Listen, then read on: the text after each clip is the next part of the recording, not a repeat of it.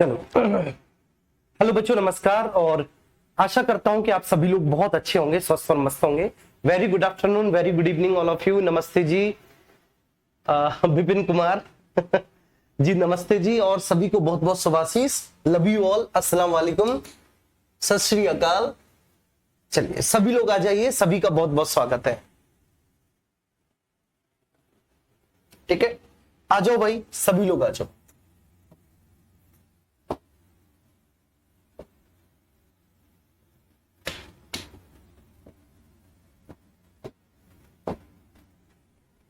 ठीक है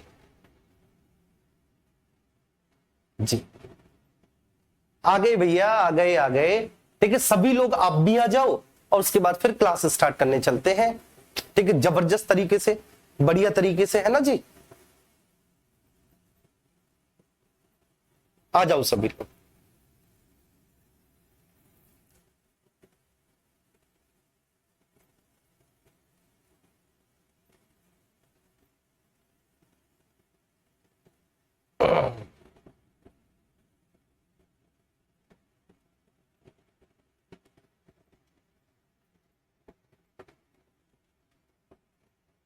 चलिए, जय हिंद। ठीक है सर, स्टार्ट करें, आइए। तो लास्ट लेक्चर में हम लोग जो डिस्कस कर रहे थे, ठीक है, आर्टिकल 12 हमने डिस्कस कर लिया था। आर्टिकल 12, आर्टिकल 12 में क्या है सर? आर्टिकल 12 में राज्य की परिभाषा है ना जी। आर्टिकल 12 में क्या है भैया जी? राज्य की परिभाषा है। लेकिन आर्टिकल 12 की जो राज्य की परिभाषा है, यह केवल व केवल भाग 3 के प्रायोजन के लिए है। केवल व केवल बेटा किसके लिए? ये भाग 3 के प्रायोजन के लिए है, मतलब केवल व केवल भाग 3 हेतु है, प्रायोजन हेतु है। ठीक है, चलिए। तो राज्य की परिभाषा है, और ये राज्य की परिभाषा मैंने क्या बोला? ये राज्य की परिभाषा बाबू केवल व केवल, ठीक है, भाग 3 हेतु है। ठीक है, only on part 3 of Indian constitution. ये बात आपको बहुत अच्छे से समझ में आ गई होगी, यहां तक कोई इश्यू नहीं होगा।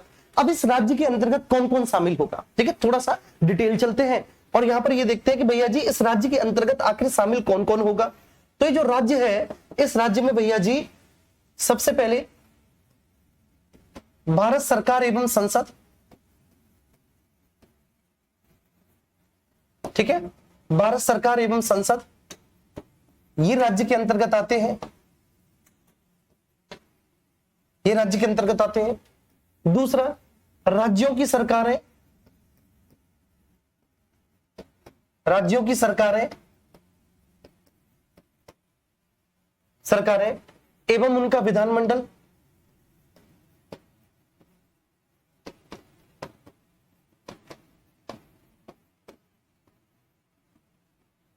एवं उनका विधानमंडल। ठीक है, ये आते हैं भैया जी, राज्यों की सरकारें और उनका विधानमंडल। तीसरा, इसमें स्थानीय प्राधिकारी आते हैं, स्थानीय प्राधिकारी इसके अंतर्गत आते हैं, लोकल अथॉरिटीज, और इसके अंतर्गत बेटा अदर अथॉरिटीज, अन्य प्राधिकारी भी इसके अंतर्गत आते हैं। ये हमने देखा था, अन्य प्राधिकारी भी इसके अंतर्गत आते हैं। अब सबसे पहले हम क्या करते हैं, ठीक है, आर्टिकल 12 में हम इतना तो समझा चुके थे। अब आर्टिकल 12 की हम आपको व्याख्या बताते हैं फटाफट से, है ना। आर्टिकल 12 की व्याख्या बताते हैं, व्याख्या। तो आप इनको लिखेंगे, है ना। आज जैसे ऑफलाइन में लिखते हैं ना, ऐसे आप लिखेंगे थोड़ा सा इनकी व्याख्या, मतलब कौन कौन राज्य के अंतर्गत आएगा in the terms of other authorities. तो सबसे पहले आप लिखेंगे सोसाइटी रजिस्ट्रेशन एक्ट के द्वारा स्थापित ऐसी सोसाइटी, ठीक है, वो राज्य मानी जाएगी। कौन कौन बेटा? लिखो, सोसाइटी रजिस्ट्रेशन एक्ट के द्वारा स्थापित ऐसी सोसाइटी, सोसाइटी रजिस्ट्रेशन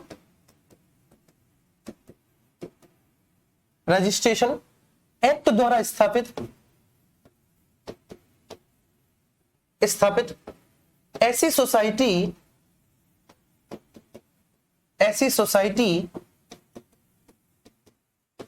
सोसाइटी, जिसका व्यय केंद्र अथवा राज्य सरकार वहन करती हो, मतलब बेटा सरकारी सोसाइटीज, मतलब क्या है बाबू, सरकारी सोसाइटीज। ठीक है, तो सोसाइटी रजिस्ट्रेशन एक्ट के द्वारा स्थापित ऐसी सोसाइटीज जिसका व्यय केंद्र अथवा राज्य सरकार वहन करती हो, केंद्र अथवा राज्य सरकार वहन करती हो। दूसरा लिखेंगे, ठीक है ना, जो राज्य के अंतर्गत आएगा कौन, भारतीय कृषि अनुसंधान परिषद राज्य के अंतर्गत आता है, भारतीय कृषि अनुसंधान परिषद, अनुसंधान परिषद, परिषद। ठीक है ना। अच्छा, अब भारतीय कृषि अनुसंधान परिषद का मतलब क्या है, तो इसका मतलब है बेटा, ठीक है, जितने भी केंद्रीय संगठन और संस्थाएं हैं, संस्थाएं हैं वह सभी राज्य के अंतर्गत आएंगी। जितने भी केंद्रीय संगठन और संस्थाएं जिनका शासन प्रशासन केंद्र सरकार चलाती हो, ठीक है, तो जितने भी केंद्रीय संगठन और संस्थाएं हैं वो सभी राज्य के अंतर्गत आएंगी। तो इसलिए मैंने एक उदाहरण देकर समझाया, भारतीय कृषि अनुसंधान परिषद ICAR, Indian council of agriculture research. जी क्लियर है। तीसरा लिखेंगे इसमें, ठीक है, वैज्ञानिक एवं औद्योगिक अनुसंधान परिषद। तीसरा सर, वैज्ञानिक एवं औद्योगिक अनुसंधान परिषद, एवं औद्योगिक अनुसंधान परिषद, अनुसंधान परिषद।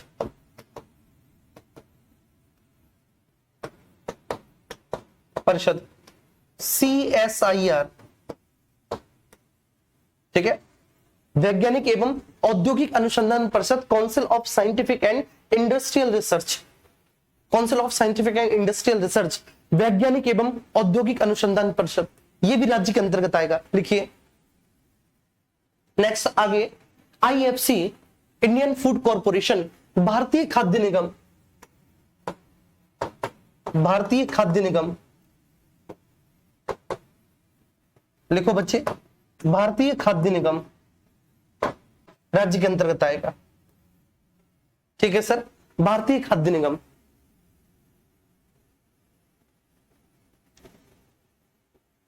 जी, भारतीय खाद्य निगम बेटा लिखो, भारतीय खाद्य निगम।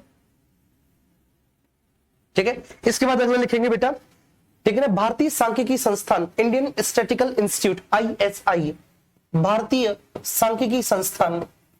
भारतीय खाद्य निगम मतलब इंडियन फूड कॉरपोरेशन IFC, भारतीय सांख्यिकी संस्थान, Indian statistical institute ISI institute, भारतीय सांख्यिकी संस्थान। ये भी भैया जी किसके अंतर्गत आएगा, भारतीय सांख्यिकी संस्थान, ये भी राज्य के अंतर्गत आएगा। ठीक है, राज्य के अंतर्गत आएगा भारतीय सांख्यिकी संस्थान। लिखा बेटा आपने, भारतीय सांख्यिकी संस्थान। ठीक है, लिख लीजिए भारतीय सांख्यिकी संस्थान। इसके बाद नेक्स्ट, भारतीय इस्पात प्राधिकरण लिमिटेड, भारतीय इस्पात प्राधिकरण लिमिटेड, भारतीय इस्पात प्राधिकरण लिमिटेड,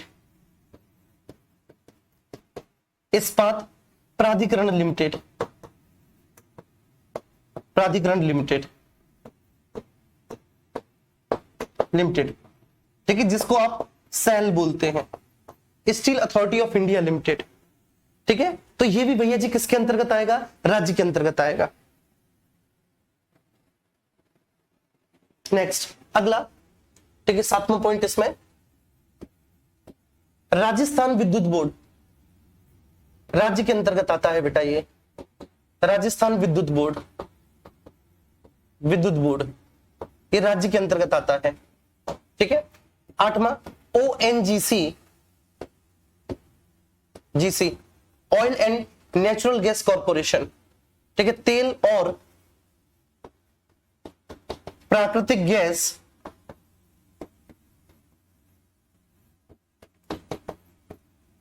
कॉर्पोरेशन, कॉर्पोरेशन ONGC, तेल एवं तेल और प्राकृतिक गैस कॉर्पोरेशन, तेल और प्राकृतिक गैस कॉर्पोरेशन, ये भी राज्य के अंतर्गत आता है। तेल और प्राकृतिक गैस कॉर्पोरेशन, ये भी बेटा किसके अंतर्गत आता है, ये भी राज्य के अंतर्गत आता है। ठीक है, इसके बाद international airport authority, international airport authority, अंतरराष्ट्रीय विमानपत्तन प्राधिकरण, अंतरराष्ट्रीय विमानपत्तन प्राधिकरण, विमानपत्तन प्राधिकरण, प्राधिकरण राज्य के अंतर्गत आता है, राज्य के अंतर्गत आता है अंतरराष्ट्रीय विमानपत्तन प्राधिकरण। ठीक है ना। इंटरनेशनल एयरपोर्ट अथॉरिटी, तो जो एयरपोर्ट अथॉरिटी है सर, एयरपोर्ट अथॉरिटी भी किसके अंतर्गत आता है, राज्य के अंतर्गत आता है। तो राज्य के अंतर्गत क्या क्या आएंगे बेसिकली, तो भारत सरकार और संसद, इसमें कोई कंफ्यूजन नहीं है। राज्यों की सरकार और उनका विधानमंडल, इसमें कोई कंफ्यूजन नहीं है। स्थानीय प्राधिकारी, इसमें कोई कंफ्यूजन नहीं है, क्योंकि सर इसमें ग्राम पंचायत और नगर पंचायत आएगी, बिल्कुल भी किसी भी तरह से इसमें भी कोई कंफ्यूजन नहीं। और सर इसमें क्या आएगा, ठीक है ना, तो इसमें भी कोई कंफ्यूजन नहीं, ग्राम और नगर पंचायत, लेकिन कंफ्यूजन है अन्य प्राधिकारी। तो ये सारे के सारे जो है ये अन्य प्राधिकारी के अंतर्गत आते हैं। बात समझ पा रही है। इसके बाद आपकी LIC, IDBI, ठीक है, और आयकर विभाग राज्य के अंतर्गत आएंगे। ये भी बहुत पूछा जाता है बेटा। LIC, IDBI और आयकर विभाग ये भी किसके अंतर्गत आते हैं बाबू, ये भी राज्य के अंतर्गत आते हैं। ठीक है, क्लियर है। तो ये सारे राज्य के अंतर्गत आते हैं, इनको राज्य के अंतर्गत हमने शामिल किया है, शामिल किया है। क्लियर है। चलिए, इसके अलावा एक प्रश्न जो आप पूछ रहे थे मैं आपको बता दूं। ठीक है, नंबर फर्स्ट पॉइंट, न्यायपालिका राज्य नहीं है, जुडिशरी मतलब न्यायपालिका, न्यायपालिका राज्य नहीं है। ये बात बिल्कुल स्पष्ट कर लेना आप लोग। बहुत पूछा जाता है क्या न्यायपालिका, ठीक है, आर्टिकल 12 में उल्लेखित राज्य के अंतर्गत परिभाषित है, नहीं है, न्यायपालिका राज्य नहीं है। ठीक है ना। BCCI, Indian cricket board of council, ठीक है ना, वो जो है ना बेटा ये भी राज्य नहीं है, BCCI राज्य नहीं है। ठीक है, ये ध्यान रखना। जुडिशरी भी राज्य नहीं है। ठीक है, मैंने स्पष्ट रूप से लिखा है आपको, क्या सर, जुडिशरी राज्य नहीं है, न्यायपालिका राज्य नहीं है, राज्य नहीं है।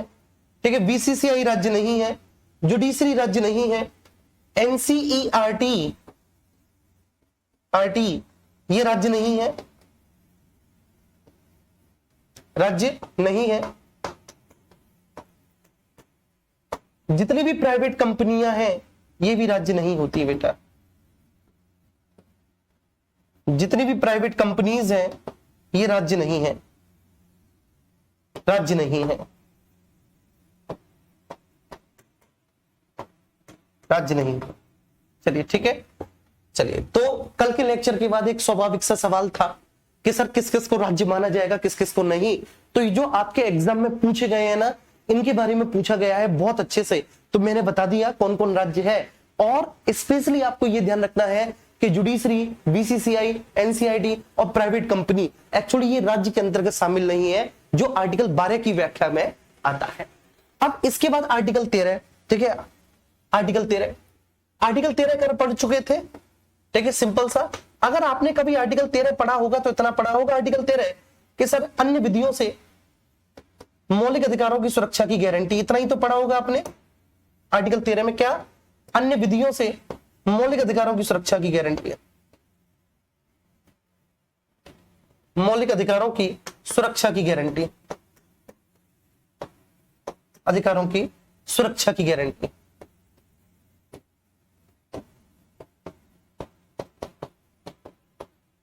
इतना आपने पढ़ा होगा, अन्य विधियों से मौलिक अधिकारों की सुरक्षा की गारंटी। ठीक है, अब इसमें जो अन्य विधियों से मौलिक अधिकारों की सुरक्षा की गारंटी है, तो बेटा इसका आपने एक्सप्लेनेशन देखा। आर्टिकल 13(1) में संविधान पूर्व की विधियां, आर्टिकल 13(2) में जो विधियां संविधान के बाद, ठीक है, निर्मित की जाएंगी, और आर्टिकल 13 क्लॉज 3 में विधि शब्द के अंतर्गत कौन कौन शामिल है, इसकी व्याख्या है, विधि शब्द की व्याख्या है। कि आखिर विधि के अंतर्गत कौन कौन शामिल है। ठीक है, वर्तमान क्या है बेटा प्रसंग? वर्तमान प्रसंग ये है कि संविधान संशोधन विधि शब्द के अंतर्गत नहीं आता, बस। ठीक है, इसमें क्या है 13(2) में संविधान पश्चात निर्मित विधियों से, संविधान पश्चात निर्मित जो विधियां हैं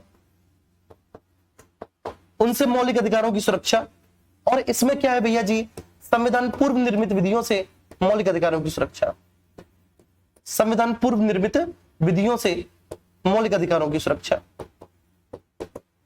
ठीक है, अब इस विधि शब्द के अंतर्गत, ठीक है, आपकी प्रथाएं, आपकी रीतियां सब कुछ शामिल है, लेकिन संविधान संशोधन विधि शब्द के अंतर्गत नहीं आता, ये हम कल पढ़ चुके थे। अब इसके बाद हमारे 3 आर्टिकल हैं। सबसे पहला आर्टिकल है आर्टिकल 33, ये हमें समझना है। आर्टिकल 33 में क्या है, क्योंकि ये कभी आपको पढ़ा ही नहीं गया, ये आपको आता ही नहीं है आर्टिकल 33। चलिए, पूजा सिरसागंज की है और पूजा सिरसागंज से है। इनका एक कमेंट है कि सर कल अनुच्छेद 12 में आपने कुछ और लिखवाया था, आज कुछ और लिखा रहे हैं, हमने 13 भी लिख लिया है, कहां लिखे? ये मैं रिवीजन करवा रहा हूं, पूजा सिरसागंज। ठीक है, सबसे पहली बात। दूसरा, ठीक है, ये मैंने आर्टिकल 12 जो है ना उसको और व्यापक तरीके से बताया, क्योंकि मैंने कल ही आपको बोल दिया था कि नेक्स्ट लेक्चर में मैं बताऊंगा कि आर्टिकल 12 के अंतर्गत कौन कौन राज्य में शामिल है, जो लगातार प्रश्न पूछे गए हैं, तो उसकी व्याख्या है। ठीक है, पूजा सिरसागंज, और जो कल मैंने आर्टिकल 12 में लिखाया था वही आज मैंने आर्टिकल 12 में लिखाया है। ठीक है, कि आर्टिकल 12 में कौन कौन है?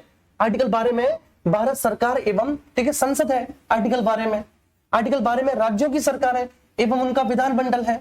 आर्टिकल 12 में स्थानीय प्राधिकारी है, अन्य प्राधिकारी है। पूजा सिरसागंज, तुम्हारा दिमाग कहां है बेटा? यहीं पे है, क्या भाई? चलो, ठीक है, अब ये मैंने उसकी व्याख्या बता दी, कहां लिखे हैं, कैसे लिखे हैं। कल क्या बोला था, जब कभी भी लिखा करो तो एक साइड छोड़ा करो खाली, जिससे कि भविष्य में जो है ना, अगर कोई भी उससे संबंधित कोई करंट का प्रश्न हो या कैसा भी उसको लिख सके। बताया था कि नहीं मैंने?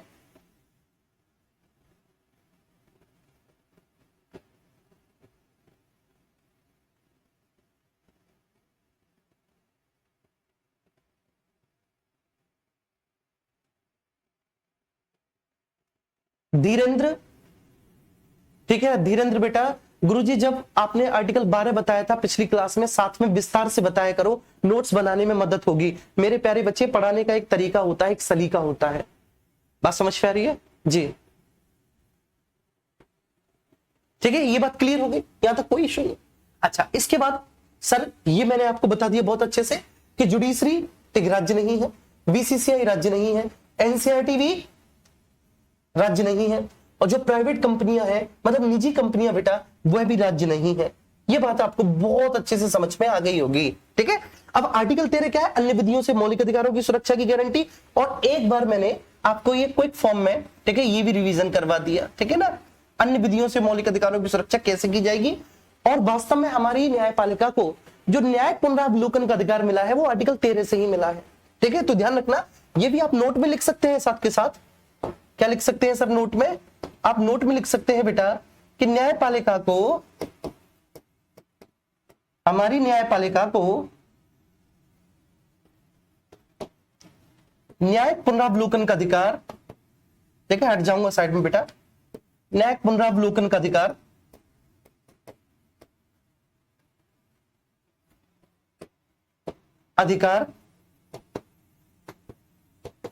ठीक है, आर्टिकल 13 द्वारा ही प्रदत्त है, द्वारा ही प्रदत्त है, प्रदत्त है। ठीक है, अब जैसे मैं 11 तारीख को आपकी सुबह 11 बजे मैराथन लूंगा पॉलिटी की, बात समझ में आ रही है? तो वहां पर तो मैं आपको बहुत सारी एक्स्ट्रा चीजें पढ़ाऊंगा, वहां पर बहुत सारी एक्स्ट्रा चीजें पढ़ाऊंगा, तो इसलिए जी ध्यान रखना।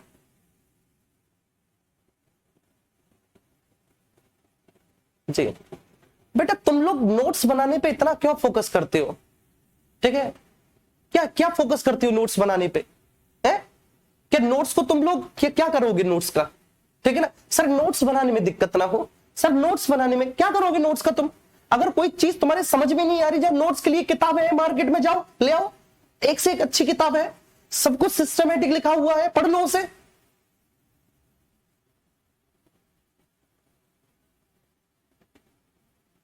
नोट्स खराब नहीं होंगे। अपने बच्चों को दिखाओगे क्या पूजा नोट्स को कि देखो बेटा नोट्स तो मैंने बहुत सुंदर बनाए थे, दो दो तीन तीन कलर के पेन का मैंने यूज किया था, लेकिन सिलेक्शन नहीं हो पाया, दरोगा नहीं बन पाई क्योंकि नोट्स बनाने में ही लगी रही। चलो आओ, ठीक है। अब इसके बाद हम चलते हैं आर्टिकल 33 पे। ठीक है, आर्टिकल 33 क्या कहता है? अब देखो आर्टिकल 33, 34 और 35 ये मौलिक अधिकार नहीं है, लेकिन ये मौलिक अधिकारों के संबंध में कुछ, ठीक है, विशेष उपबंध है, ये बात ध्यान रखना। चलिए अब ये आर्टिकल 33 क्या है? तो आर्टिकल 33 कहता है बेटा कि पुलिस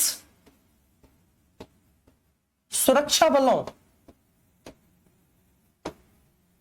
पुलिस सुरक्षा बलों,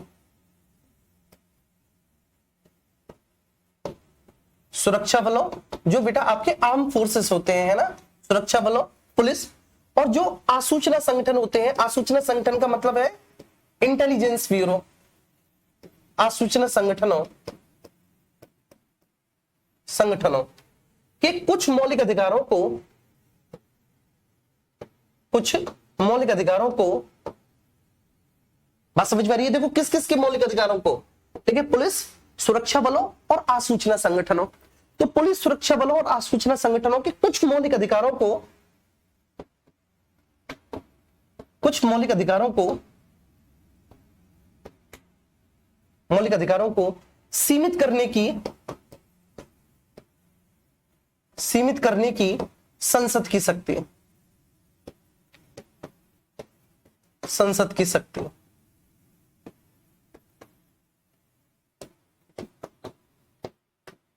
शक्ति कहने का आशय यह है बेटा कि जो हमको और आप लोगों को जो फंडामेंटल राइट प्राप्त है, ठीक है, हमको और आपको जो फंडामेंटल राइट प्राप्त है, ठीक है ना, उन फंडामेंटल राइट्स में से कुछ राइट ऐसे होंगे जो बेचारे इन लोगों को नहीं प्राप्त, ठीक है। तो संसद को यह अधिकार है कि वह पुलिस, सुरक्षा बलों और आसूचना संगठनों के मौलिक अधिकारों को सीमित कर सकती है।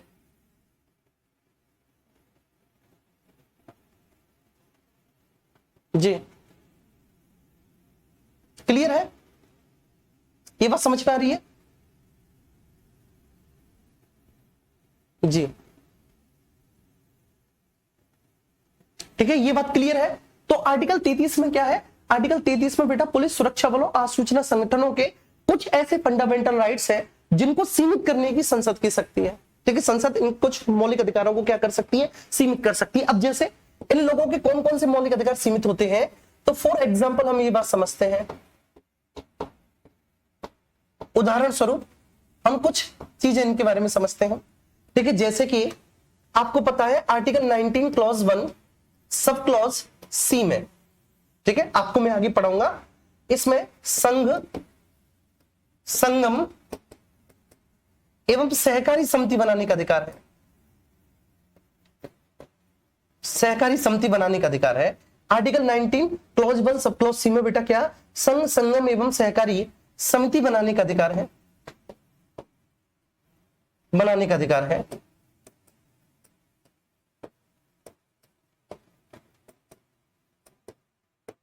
बनाने का अधिकार है।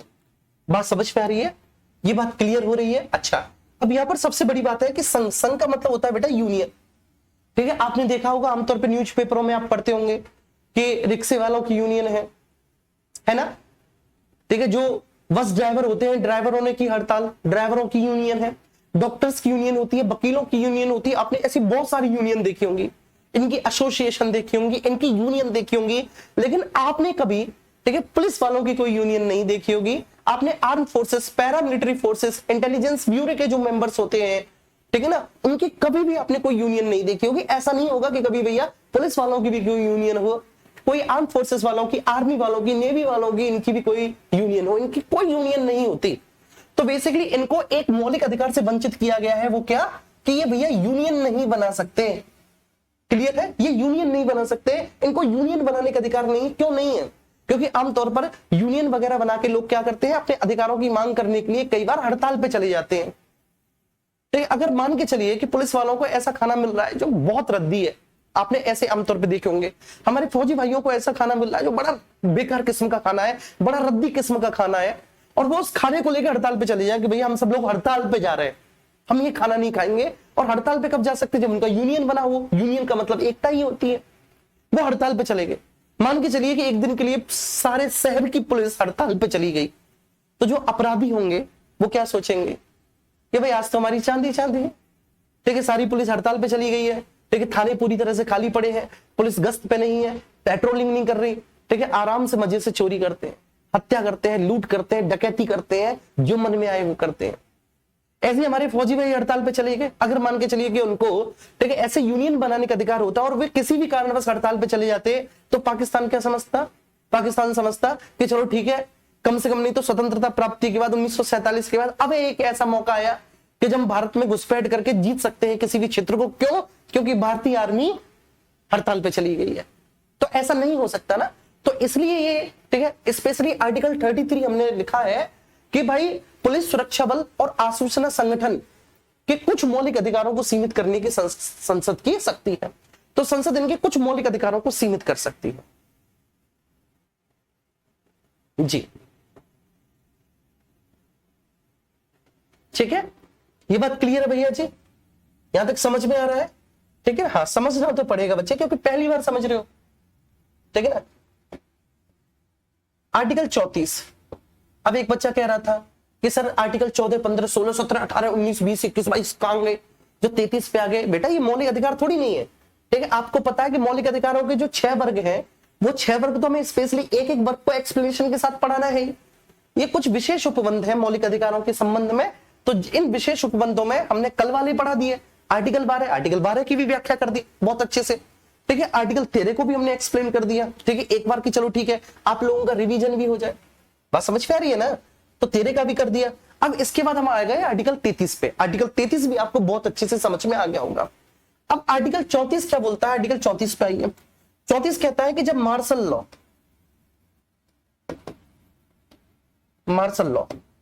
का मतलब होता है कि सेना विधि, ठीक है। अभी वर्तमान में बेटा, ठीक है, हमारे देश में जब सामान्य स्थिति है तो संसद के द्वारा बनाई गई विधियां लागू है और उन्हीं के आधार पर हमारे देश के शासन का संचालन हो रहा है।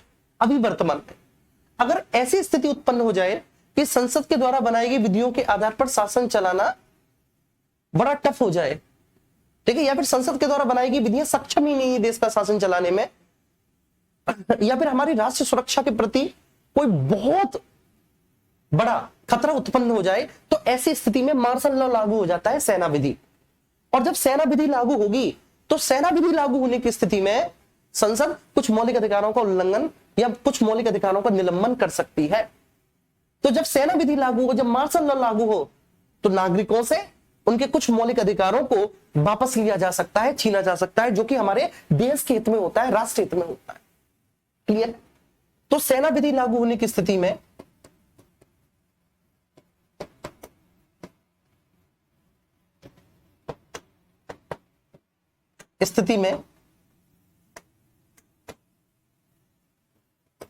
संसद को मौलिक अधिकारों को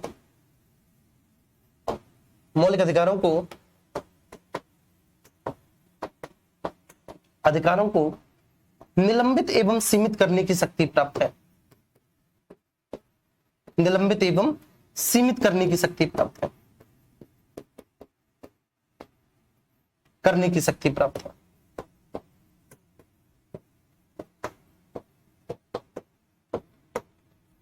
शक्ति प्राप्त है। उम्मीद करता हूं कि ये बात भी आपको बहुत अच्छे से समझ में आई होगी, यहां तक भी कोई इश्यू नहीं रहा होगा। ठीक है सर। मार्शल लॉ, मार्शल देखो अभी, ठीक है, जो वर्तमान में हमारे देश के आधार पर, ठीक है ना, शासन व्यवस्था चल रही है, वो संसद के द्वारा बनाई गई विधियों के आधार पर चल रही है, जो वर्तमान में, ठीक है, शासन व्यवस्था का। ठीक है, अगर ऐसी स्थितियां उत्पन्न हो जाए कि हमारी राष्ट्र सुरक्षा के प्रति खतरा पैदा हो जाए, ठीक है, तो इस स्थिति में मार्शल लॉ लग जाता है, सेना विधि लग जाती है। ठीक है ना। आमतौर पर युद्ध इत्यादि के अवसर पर, ठीक है, इस तरह के काम होते हैं, इस तरह के प्रोविजन हम उठाते हैं। तो उस केस में जो है ना, कुछ मौलिक अधिकारों को, ठीक है, सस्पेंड और साथ ही साथ रेस्ट्रिक्शन करने की संसद की शक्ति प्राप्त। तो संसद कर सकती है, लेकिन स्पेशल केस में, स्पेशल केस क्या है, जब मार्शल लॉ लगा हुआ हो, वो स्पेशल केस। जी ठीक है। अरे यार राज क्या है यार, ये 2 रुपए की पेप्सी, दिग्विजय भैया सेक्सी, यार ये क्या है भाई? और बार बार इतने मैसेज और करते चले जा रहे हो, कहां आ रही है 2 रुपए की पेप्सी यार? चलिए क्लियर है आर्टिकल 34। अब इसके बाद आर्टिकल 35 आता है। आर्टिकल 35 आता है। आर्टिकल 35 क्या है? आर्टिकल 35 कहता है कि अगर मान के चलिए कि किसी ने मौलिक अधिकारों का उल्लंघन किया, बेटा किसी ने क्या किया, मौलिक अधिकारों का उल्लंघन किया, तो मौलिक अधिकारों के उल्लंघन की स्थिति में ठीक है, आपने या मैंने, किसी ने भी किसी के मौलिक अधिकारों को उल्लंघन किया, तो बेसिकली मौलिक अधिकारों के उल्लंघन की स्थिति में या मौलिक अधिकारों के अतिक्रमण की स्थिति में, अतिक्रमण मींस ठीक है, तो मौलिक अधिकारों के उल्लंघन या मौलिक अधिकारों के अतिक्रमण की स्थिति में संसद कानून बनाकर दंड निर्धारित करेगी। बनाकर बेटा क्या करेगी? दंड निर्धारित करेगी।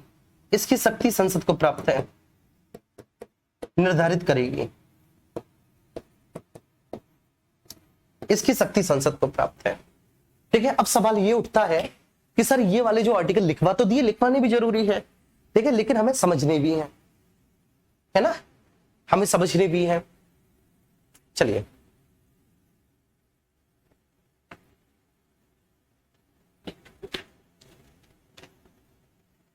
और सबसे बड़ी बात यह है कि हमारी क्लास में मैक्सिमम स्टूडेंट्स ऐसे हैं, ठीक है, जिनको बेचारा थोड़ा सा अगर डिटेल पढ़ा दिया जाए तो उनको ये लगता है कि क्या पढ़ा दिया। उनके लिए नोट्स अच्छे बनवाओ, ठीक है ना, सजा सजा के लिखो। अगर थोड़ा बहुत एक्स्ट्रा, बेटा कैसे यूपीएसआई का एग्जाम पास करोगे ये बताओ, ठीक है जी, ऐसे कैसे कर पाओगे ये बताओ। ठीक है, मेरा तो ये है कि जब मैं आपको ये क्लास लूं, जब मैं आपकी मैराथन क्लास लूं, तो मैं आपको बहुत डिटेल में समझाऊं। ठीक है, जितना मैं एप्लीकेशन पे पढ़ा रहा हूं, मैं इससे भी ज्यादा डिटेल में जाके आपको मैराथन में। अब आप लोग जब साथ नहीं दोगे तो टीचर बेचारा क्या करेगा, बताओ, तुम बताओ यार बच्चे। ठीक है, थोड़ा सा आर्टिकल 12 की मैंने एक्सप्लेनेशन आपको बता दी तो आपके नोट्स खराब होने लग गए कि सर अब बताओ कैसे लिखेंगे, जबकि कल ही मैंने बताया। अब मेरे विषय में तो ऐसा कीजिए कि जब कोई टॉपिक आप लिखे तो बगल में एक पेज खाली जरूर छोड़िए भैया। बात समझ पा रही है जी? ठीक है, ये बात ध्यान रखना। आर्टिकल 33 पे आओ। अब कमेंट नहीं, ठीक है ना, मैं आपके कमेंट हाइड कर देता हूं। चलो चलो, हाइड हो गए कमेंट सबके। आर्टिकल 33 पे आओ। आर्टिकल 33 क्या कहता है? आर्टिकल 33 कहता है basically police, arm forces, intelligence bureau, paramilitary forces, ठीक है ना, तो कुछ इनके फंडामेंटल राइट्स जो हैं, संसद उन राइट्स को सीमित कर सकता है, लिमिटेड कर सकता है उन राइट्स को। तो संसद को यह अधिकार प्राप्त है कि संसद बेसिकली, ठीक है ना, पर्टिकुलर, ठीक है, इन ऑर्गेनाइजेशंस के फंडामेंटल राइट को संसद सीमित कर सकती है। मतलब इन संगठनों के मौलिक अधिकारों को संसद को सीमित करने की शक्ति प्राप्त है और संसद ने कर भी रखे हैं। हमारे कॉन्स्टिट्यूशन में बाकायदा बेटा इनके लिए एक नियम भी बना है, ठीक है, और वो क्या है? ठीक है, वो है आपका कि जैसे article 19 clause 1 sub clause C में, ये जो बेटा आर्टिकल 19(1) सब क्लॉज सी है, ठीक है, ये आप आगे पढ़ेंगे, ये संघ, संगम और सहकारी समिति बनाने का अधिकार देता है। ये क्या देता है बेटा? ये संघ, संगम और सहकारी समिति बनाने का अधिकार देता है। ठीक है, अब आप बस ये समझना कि संघ का मतलब क्या होता है। अभी संगम और सहकारी समिति क्या है इसे छोड़ दो, अभी बस केवल आप ये समझो संघ का मतलब क्या है। तो बेटा यहाँ पे जो संघ है, अब कोई कहेगा कि अब यहाँ पे क्यों लिख दिया आपने, अगर लिखना था तो आप पहले ही लिखते हैं ना। कोई बच्चा ये कहेगा यहाँ क्यों लिख दिया। मेरे प्यारे बच्चे मैं क्या बताऊं तुम्हें, ठीक है, कहेगा। अब मेरे प्यारे बच्चे मैं बस इतना ही बोलना चाहूंगा कि समझने पे ध्यान दो, ठीक है, समझने पे ध्यान दो बस, ठीक है ना। ये समझ में आ गया ना तो बहुत अच्छा होगा। क्लियर है? अब देखो यहाँ पे लिख दो ना। अब संघ क्या है, यूनियन क्या है? तो आपने देखा होगा यूनियन का मतलब होता है बेटा कि जैसे कोई एक प्रोफेशन है, कोई एक नौकरी है, कोई एक पेशा है, तो उसमें लगे हुए जितने भी लोग होते हैं वो अपने अधिकारों की मांग सरकार के समक्ष रखने के लिए, ठीक है, एक संघ बना लेते हैं। बात समझ पा रही है? तो संघ का मतलब क्या होता है? संघ का मतलब संघ एक समूह है।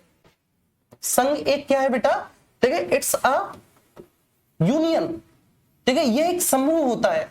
इस समूह में क्या होता है कि किसी भी एक क्षेत्र विशेष में कार्यरत व्यक्ति अपनी मांगों को सरकार के विरुद्ध रखने के लिए, सरकार के समक्ष अपनी मांगों को रखने के लिए बेटा एक जगह आ जाते हैं, एक प्लेटफॉर्म पे आ जाते हैं, एक मंच पर आ जाते हैं। वो समूह कहलाता है। बेसिकली उसी को आप संघ कहेंगे। यूनियन क्या है? तो यूनियन का मतलब है, जैसे कि मान के चलिए शिक्षक है, तो शिक्षकों को अपनी मांगों को रखना है सरकार के समक्ष, तो वो अपना एक समूह बना लेंगे। जैसे कि व्यापारी है, व्यापारी को सरकार के समक्ष अपनी मांगों को रखना है, तो वो क्या करेंगे बेटा? अपना एक समूह बना लेंगे, समूह बना लेंगे। बात समझ में आ रही है? ऐसे ही, ठीक है, जो सरकारी बसों को चलाने वाले ड्राइवर होते हैं, तो बस ड्राइवर अपनी मांगों को सरकार के समक्ष रखने के लिए एक समूह बना लेंगे। जैसे कि वकील होते हैं, वकील अपनी मांगों को सरकार के समक्ष रखने के लिए एक समूह बना लेंगे। जैसे कि डॉक्टर्स होते हैं, डॉक्टर्स अपनी मांगों को सरकार के समक्ष रखने के लिए एक समूह बना लेंगे। बना भी है। ठीक है, अभी आप देख रहे हैं जो प्राइमरी के टीचर्स है, बेसिकली प्राइमरी क्या बेटा, जो सेकेंडरी और सीनियर सेकेंडरी के टीचर है, उनका बाकायदा एक समूह बना रहता है, एक संघ बना हुआ उन लोगों का, यूनियन, बहुत बड़ा यूनियन है। और आपने देखा होगा दिल्ली में वो लोग पुरानी पेंशन बहाली को लेकर हड़ताल भी किए हुए हैं। आपने देखा होगा, किए हुए कि नहीं? आप तौर पर आपने बेटा वकीलों की हड़ताल देखी होगी, कचहरियों का विरोध करते हैं, कचहरी नहीं जाते, कोर्ट नहीं जाते, पूरी तरीके से, खुली तरीके से बेटा उनका विरोध करते हैं, बहिष्कार करते हैं। आपने वकीलों का भी समूह देखा होगा, संघ देखा होगा। आपने डॉक्टर्स का भी यूनियन देखा होगा, डॉक्टर्स भी हड़ताल कर देते हैं कि हम नहीं जा रहे भैया। बात समझ में आ रही है? तो ऐसी स्थिति में वो संघ बनाकर हड़ताल करके क्या करते हैं? वो अपनी मांगों को सरकार के समक्ष रखवाते हैं। और आमतौर पर डॉक्टर्स की यूनियन आपको कब देखने को मिलेगी? तो बेटे डॉक्टर्स की यूनियन तब देखने को मिलती है कि जब किसी प्राइवेट हॉस्पिटल में, आपने देखा होगा आमतौर पर कि कोई भी पेशेंट, ठीक है, जिसकी असमय मृत्यु हो गई ट्रीटमेंट के दौरान, तो उसके जो अटेंडेंट होते हैं, उसके जो सगे संबंधी होते हैं, वह डॉक्टर के विरुद्ध कोई हिंसा कर देते हैं, अस्पतालों में तोड़फोड़ कर देते हैं, खासकर प्राइवेट अस्पतालों में। तो आपने देखा होगा इन प्राइवेट अस्पतालों के डॉक्टर्स में चाहे कंपटीशन कितना भी हो, लेकिन एकता इतनी होती है कि सब लोग बेटा, ठीक है ना, संघ बनाकर हड़ताल कर देते हैं कि अब हम किसी भी पेशेंट को एडमिट ही नहीं करेंगे पूरी तरीके से, और बाध्य कर देते हैं पुलिस को और सरकार को कि उन व्यक्तियों को तुरंत तत्काल प्रभाव से गिरफ्तार करके उनके विरुद्ध कानूनी कार्रवाई की जाए जिन्होंने अस्पताल में छेड़छाड़ की है, तोड़फोड़ की है, या डॉक्टर के साथ कोई मारपीट की है। आपने ये सुने होंगे ये केसेस। ठीक है, ऐसी वकील आपने देखा होगा। वकील और पुलिस वालों में जब कभी भी भिड़ंत हो जाती है, इनकी भिड़ंत बच्चे, ठीक है, सांप और नेवला जैसी होती है, तो वकील भी हड़ताल पे चले जाते हैं पुलिस वालों के विरुद्ध, है ना, हड़ताल कर लेते हैं, कचहरियां बंद कर देते हैं, कोर्ट बंद कर देते हैं, और एक भी केस नहीं लड़ते। ठीक, तब मजबूरन सरकार को जो है ना, उस पुलिस वाले, ठीक, जिन्होंने वकीलों के साथ बदसलूकी की है, उनको कानून के दायरे में लाना होता है। ऐसे ही व्यापारी भी कर देते हैं। किसी व्यापारी की यहाँ चोरी हो गई, ठीक, बदमाशों ने व्यापारी को मार दिया, उसकी पत्नी को मार दिया। मथुरा में ही ऐसा हुआ है कल परसों में बेसिकली, ठीक है, ऐसा हुआ है। तो बेटा उस क्षेत्र विशेष के सारे व्यापारियों ने हड़ताल कर दी कि जब तक चोर नहीं पकड़ा जाएगा, डकैत नहीं पकड़ा जाएगा जिसने यहाँ पे चोरी की है और उनको मारा पीटा है, ठीक है, तब तक हम अपनी दुकानें नहीं खोलेंगे, शटर बंद रखेंगे। आपने ये तो सुना होगा। लेकिन ऐसे, ठीक है, ये तो सब कर सकते हैं, मास्टर भी कर सकते हैं हड़ताल, लेकिन मेरे प्यारे बच्चे कौन नहीं कर सकता? ये बेचारे पुलिस वाले, सुरक्षा बल वाले, ठीक है, इंटेलिजेंस ब्यूरो वाले, ये लोग नहीं कर सकते, जो देश की एकता और अखंडता की रक्षा करते हैं। क्यों नहीं कर सकते? क्योंकि अगर यही इन्होंने अपना संघ बना लिया और संघ बनाकर ये हड़ताल पे चले गए, तो फिर हमारी रक्षा कौन करेगा? बात सोच के देखो। अगर मान के चलिए कि जो आर्मी वाले हैं, ठीक है, लोगों को कितना गंदा खाना मिलता है। आपने आमतौर पे बहुत सारी वीडियोस देखी होंगी कि दाल जो है, दाल में पानी तैर रहा होता है, रोटी ऐसी होती है बच्चे कि दांतों से भी कटने से वह नहीं टूटती, है ना, बाकायदा चाकू से अगर काटो तब जाके रोटी तोड़ती है। इतना बेकार खाना मिलता है, खासकर जो पहाड़ी इलाके, जो ग्लेशियर्स वाले इलाके हैं, उस पर बहुत जगह है। ठीक है, मैं बुराई नहीं कर रहा भारत सरकार की, लेकिन हमारे फौजियों के साथ वास्तव में जितनी टफ वो जॉब करते हैं, ठीक है, उतनी बेहतर उनको फैसिलिटी या फिर वो सारी चीजें नहीं मिलती। ये हकीकत बात है। उनका मेस भी, ठीक है, इतना अच्छा खाना उनको नहीं देता। ठीक है, कई बार कई फौजियों ने इसके विरुद्ध सोशल मीडिया पे वीडियो वगैरह बनाकर आलोचना भी की क्लियर है। जब आलोचना वगैरह की तो उस फौजी को, उस बेसिकली हमारे फौजी साथी को कोर्ट मार्शल कर दिया गया, उसको ये सारी चीजें कर दी गई।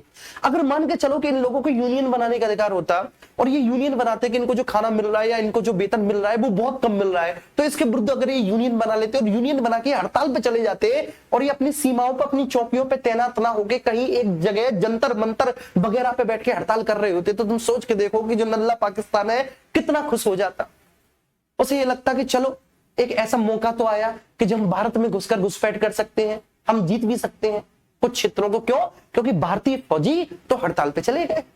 ऐसे ही आप मान के चलो कि पुलिस एक दिन के लिए हड़ताल पे चली गई, पुलिस एक दिन के लिए हड़ताल पे चली, चलो हम हड़ताल पे जा रहे हैं। सोच के देखो बेटा कि उस शहर में जितने भी चोर, डाकू, लुटेरे, उचक्के, बलात्कारी होंगे, उनके तो मजे आ जाएंगे उस दिन के लिए। वो क्या सोचेंगे, अरे आज तो पुलिस हड़ताल पे है, जो मन में आए वो करो। ठीक है, चोरी डालना हो, डाका डालना हो, किसी का गला काटना हो, ठीक, कुछ भी अपराध करना हो करो, क्योंकि पुलिस तो है ही नहीं, पुलिस पेट्रोलिंग पे नहीं है, पुलिस थाने में ताला लगा हुआ है, गश्त पे ही नहीं है, कोई है नहीं देख रेख करने वाला। तो सोचो बेटा अपराधी कितने निर्भीक हो जाएंगे। इसलिए इन लोगों को यूनियन बनाने का अधिकार नहीं है। समझ में आया? तो अब थम्स अप करो। फिर आर्टिकल 34 पे आऊंगा।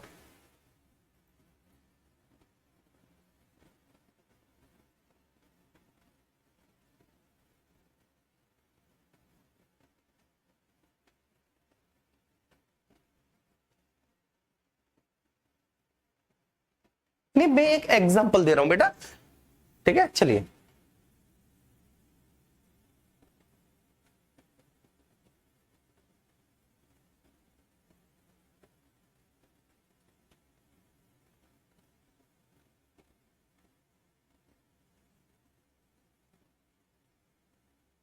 समझ में आया? सब लोग थम्स अप करो बच्चे।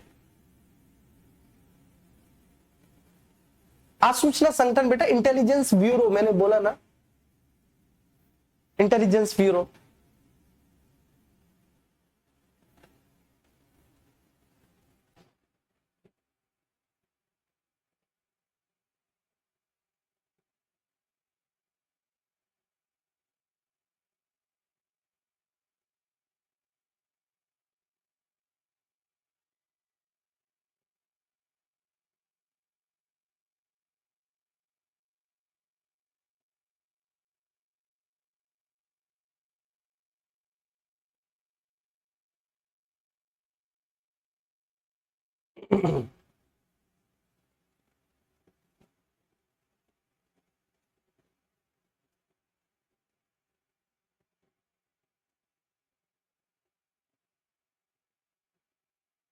चलिए, ठीक है।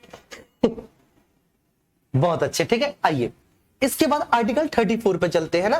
मैं फिर से कमेंट आपके हाइड करता हूं। जी, ठीक है।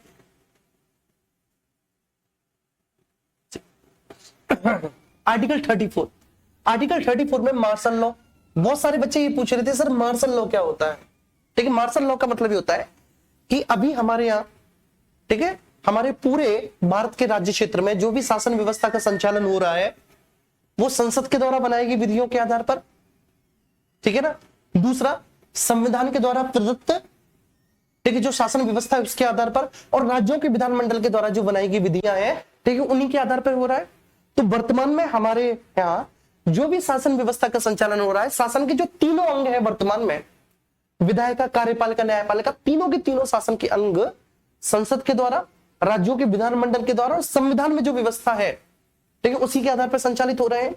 अगर मान के चलिए कि ऐसी स्थिति उत्पन्न हो जाए कि वहां पर सेना को ये सारी व्यवस्था अपने हाथों में लेनी पड़े, ठीक है ना, क्योंकि भविष्य का किसी को पता ही नहीं।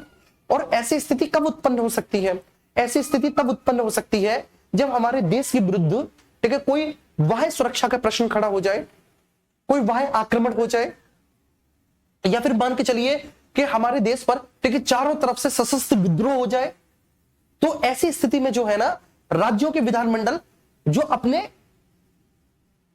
ठीक है, एलिमेंट्स का यूज करके किसी भी क्षेत्र में, ठीक है, मतलब अपने राज्य क्षेत्र में कोई भी राज्य सरकार जो अपने एलिमेंट्स का, अपनी मशीनरी का प्रयोग करके वहां पे शासन चला रही है, ठीक है, अब बेसिकली उसका जो शासन तंत्र है ना वो बहुत कमजोर हो जाएगा उस केस में जब कोई बाह्य आक्रमण हो गया, है ना। तो उसका शासन तंत्र तो बहुत कमजोर है, क्योंकि जो स्टेट पुलिस है, अब जैसे तुम लोग दरोगा बन जाओगे, तो तुम लोग जो दरोगा बन जाओगे तो दरोगा बनने के तुम्हारे जो बेसिकली काम होंगे वो आमतौर पर सिविल काम होंगे। ठीक है, तुम्हें क्या करना है, ठीक है, सिविल रूप से लॉ एंड ऑर्डर को मेंटेन करना है बेसिकली।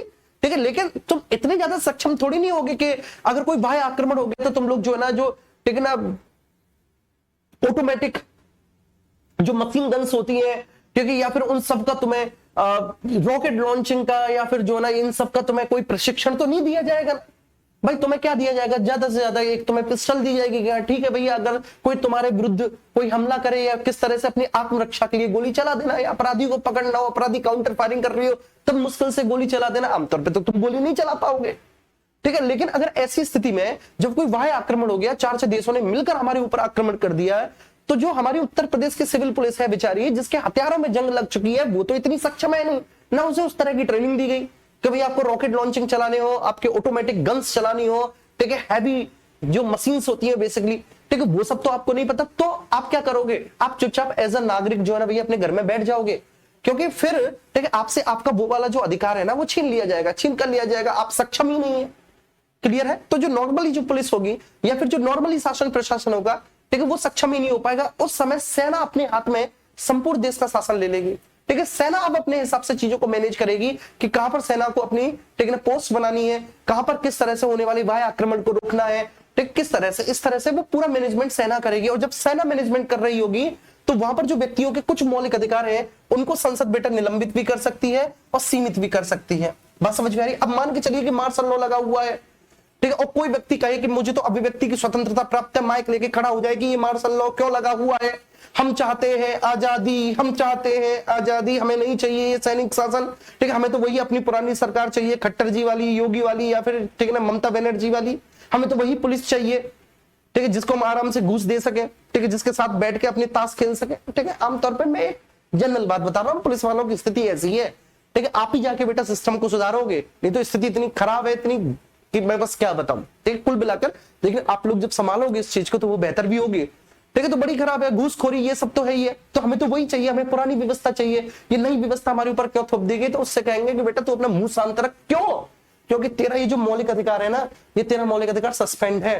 ठीक है, तू अब इसका यूज ही नहीं कर सकता। क्यों? क्योंकि मार्शल लॉ लागू है, और मार्शल लॉ स्पेशल कंडीशंस में लागू होता है, ऐसा नहीं नॉर्मली। आज तक मार्शल लॉ लागू नहीं हुआ जब से हमारा देश आजाद हुआ है, जबकि हमने 4-5 युद्ध लड़ लिए, ठीक है, छोटे मोटे, लेकिन अभी तक मार्शल लॉ लागू नहीं हुआ। तो मार्शल लॉ आप सोच सकते हो कब लागू होगा, जब बहुत भयंकर स्थिति उत्पन्न हो जाएगी तब, और उस केस में ठीक है मौलिक अधिकारों को निलंबित और सीमित किया जा सकता है।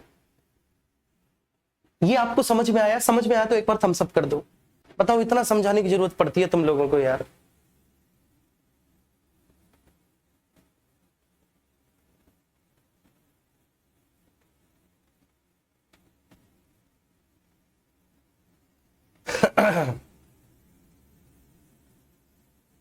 चलो समझ में आया, थम्स अप कर दो बेटा। चलो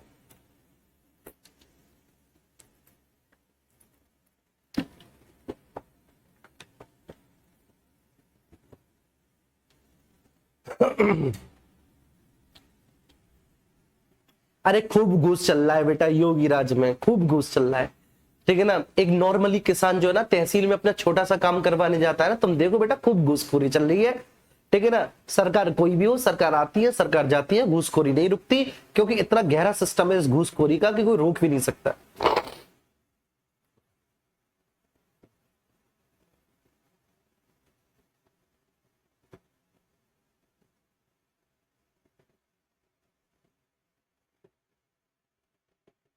चलिए आइए, ठीक है, अब है नेक्स्ट बेटा आगे, कि जैसे मान के चलिए कि आप में से एक बच्चा है एन के यादव। ठीक है, पूरा समझ गए? चलो आ जाओ, बहुत अच्छी बात है। देखो मैं एग्जांपल देता हूं यार, ये एग्जांपल देता हूं तुम्हारे समझ में आ सके, है ना। हाँ। अब देखो आर्टिकल 35 पे आओ। आर्टिकल 35 जो है बच्चे वो मौलिक अधिकारों के उल्लंघन की स्थिति। अब जैसे एक बच्चा है एन के नहीं, ठीक है, एक बच्चा अभी नाम का है हमारी क्लास में जो कमेंट करता है, अभी गुप्ता नाम का एक बच्चा है। अभी कौन है अभी? तो अभी ने क्या है कि किसी के फंडामेंटल राइट का वायलेशन कर दिया, अभी ने किसी के फंडामेंटल राइट का उल्लंघन कर दिया, ठीक है, या किसी के ठीक है मौलिक अधिकार से उसको वंचित कर दिया। तो अभी को उस केस में क्या सजा दी जाएगी? ठीक है, तो बेसिकली ठीक है क्या सजा दी जाएगी, तो उसके लिए कानून केवल संसद बना सकती है। क्लियर, कोई और नहीं बता सकता। तो अगर किसी व्यक्ति ने किसी के मौलिक अधिकार का उल्लंघन किया है ना भैया, तो उस केस में संसद कानून बनाकर दंड निर्धारित करेगी। तो उसको क्या दंड मिलेगा, उसको क्या सजा मिलेगी, 2 साल की, 3 साल की, 4 साल की, कितने की, इस केस में या उस केस में या अमुक केस में या फलानी केस में या ढिकाने केस में। क्लियर है। तो अगर मौलिक अधिकारों का उल्लंघन हो रहा है, वायलेशन ऑफ फंडामेंटल राइट्स, ठीक है, तो उस केस में, ठीक है, संसद कानून बनाकर दंड निर्धारित करेगी। तो पार्लियामेंट, ठीक है ना, बेसिकली क्या करेगी, ठीक है, लॉ मेकिंग करेगी, कानून बनाएगी, और उसके बाद वो क्या करेगी, सजा का निर्धारण करेगी कि साहब इस केस में क्या सजा मिलनी चाहिए। ठीक है। अब जब कल हम आएंगे तो कल रिवीजन नहीं कर पाएंगे, ठीक है, कल हम डायरेक्टली आर्टिकल 14 पे आएंगे और आर्टिकल 14 से हम चीजों को स्टार्ट करेंगे। कल 14 से। अब ठीक, कुछ बच्चे कह रहे थे सर क्या ये आर्टिकल 13 के अंदर है। अरे मेरे प्यारे बाबू, आपने देखा ही नहीं लेक्चर। ठीक है, मैंने बिल्कुल शुरुआत में बताया था जब लेक्चर स्टार्ट किया था कि भाई आर्टिकल 14 से और आर्टिकल 32 तक तो मौलिक अधिकारों के वर्ग है, लेकिन जो बचे हुए आर्टिकल हैं 12, 13, 33, 34 और 35, वो मौलिक अधिकार के किसी वर्ग के अंतर्गत नहीं आते। तो अगर वे मौलिक अधिकारों के किसी वर्ग के अंतर्गत नहीं आते तो आमतौर पर टीचर उनको पढ़ाते भी नहीं है बच्चों को। ठीक है, तो सबसे पहले हम उनको देख लेते हैं जो मौलिक अधिकारों के किसी वर्ग के अंतर्गत नहीं आ रहे, क्योंकि मौलिक अधिकारों के 6 वर्ग हैं जो अभी वर्तमान में लागू हैं। सबसे पहला है राइट टू इक्वलिटी, समानता का अधिकार, समानता का अधिकार आर्टिकल 14 से 18। दूसरा स्वतंत्रता का अधिकार,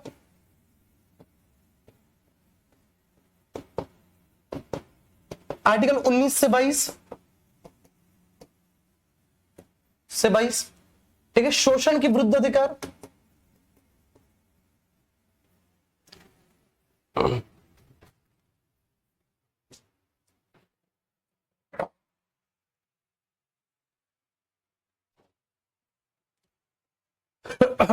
शोषण के विरुद्ध अधिकार,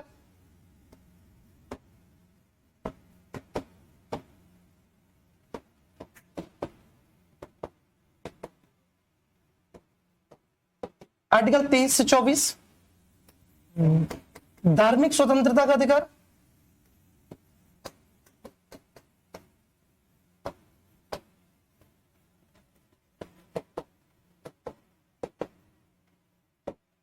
आर्टिकल 25 से 28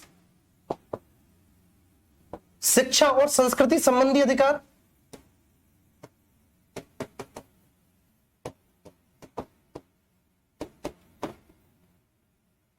संबंधी अधिकार,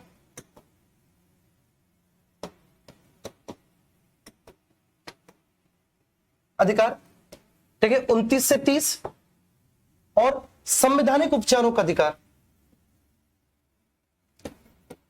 right to constitutional remedies. English में मैं आपको बता चुका हूं, संवैधानिक उपचारों का अधिकार आर्टिकल 32।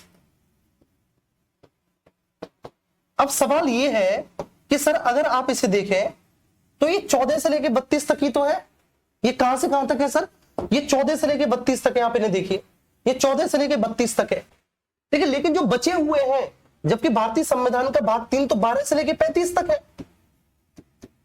बोलो ना बेटा, भारतीय संविधान का भाग 3 तो 12 से लेके 35 तक है, ठीक है। और जो मौलिक अधिकार है, जो वास्तव में मौलिक अधिकार है, जो नागरिक और गैर नागरिकों को राज्य के विरुद्ध अधिकार प्रदान करते हैं, ठीक है, वो 14 से लेके 32 तक है वास्तविक मौलिक अधिकार। तो सवाल ये पैदा होता है कि सर 12, 13 और 33, 34, 35 ये क्या है, इन्हें भी तो समझाओ, ये क्या है, इन्हें भी तो समझाओ। तो मेरे प्यारे बच्चे, मैं इन्हीं को समझा रहा था पहले, कल से मैं 14 से लेके 32 ये एक एक अधिकारों के वर्ग को स्टार्ट कर दूंगा। ठीक है, धन्यवाद बहुत बहुत आप सभी का।